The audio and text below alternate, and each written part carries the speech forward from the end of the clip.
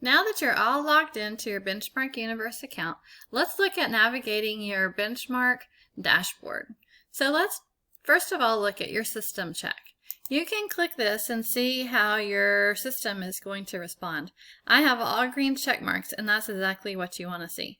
If you see red, that might indicate that you need to allow pop-up blockers. Also, there's a request tech support.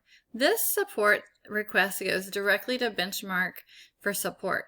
You can also request support in Round Rock, and this will allow someone to help make sure your need gets met and attended to.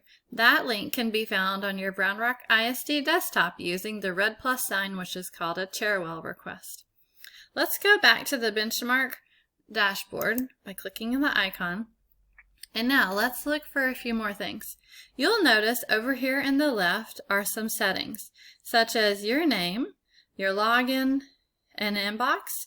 This inbox is for notifications or messages from Benchmark, as well as messages from your students when you begin to assign books or assignments. Also, you can do your profile setting and you can sign out. So let's look at your profile setting. Here you can change your picture if you would like to. Just go over here to change image.